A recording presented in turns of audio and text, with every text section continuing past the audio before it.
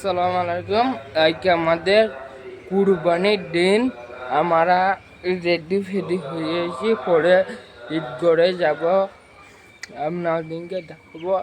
আর ওই বছরটা তো বিশাল কষ্ট, আমাদের কুরবানি হতে দেয় নাই।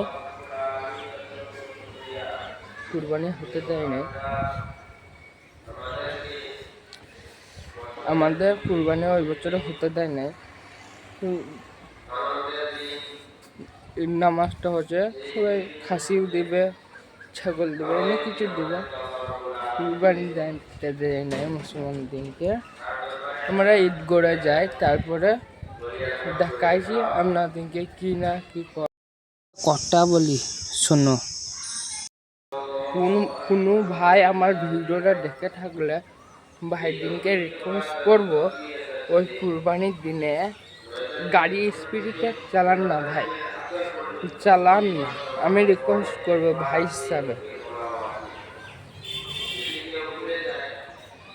গাড়ি আস্তে চালাবে ভাই। যাই দেখাইছি, নামাজ পড়ে আসি, অন্যজনকে সব দেখাইছি। পড়ে গেছি, সব বন্ধু বান্ধব মিলে যাই, কথা বলছি।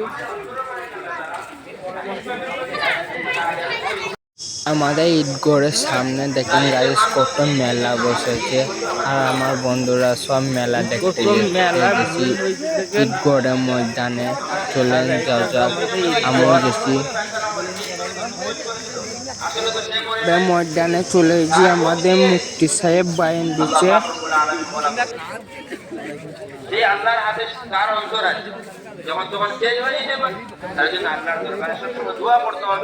এবং নিজের পরিস্থিতিকে চেঞ্জ করতে হবে, আমালকে চেঞ্জ করতে হবে। আমরা ভাবি কি যে আমাল বদলতা है, আমাল बदलने से हालात बदलता है, না कि सियासत के बदलने से हालात बदलता है। কিতাবের মধ্যে আছে যে আমল পরিবর্তন হওয়ার কারণে দেশের পৃথিবীর মুফতি সাহেব বায়ান দিচ্ছে, একটু বসে শুনছি আমরা। তাদের অবস্থা কবরে কি হবে আল্লাহ জানে, আপনারা জানেন। এর জন্য কোরআনে পাকের মধ্যে আল্লাহ বলেন ওয়ালা তামুতুন্না ইল্লা ওয়া আনতুম মুসলিমুন, তুমি মরো না, কখনো তুমি মরো না, ইল্লা ওয়া আনতুম মুসলিমুন, যখন তুমি প্রকৃত মুমিন। পয়সা তুলছে আমাদের ঈদগড়ে, কেমন পয়সা তুলে আমাদের যায় নামাজ পয়সা। কিন্তু এইটা কি আমরা মনে করছি জানেন, সারা জীবন আমরা দুনিয়ায় থাকবো, দুনিয়া করবো, আর মানুষের বিপদ করবো, সমালোচনা করবো, পরিচালনা করবো। যে রেখে দিয়ে কবরের জিন্দিগি শুরু হবে, লাভ আমাদের জিন্দিগি কোনদিন শেষ হবে। সেখানে কি কেউ বাঁচানোর লোক থাকবে না, একজনাই থাকবেন। আল্লাহ নাম দাও তাদের মদিনা, আহমদের মদিনা, মুহাম্মদের মুস্তাফা সাল্লাল্লাহু আলাইহি ওয়াসাল্লাম। মাটিতে পুঁজি দেবে, ভালো করে মাটিতে পুঁজি দেবে।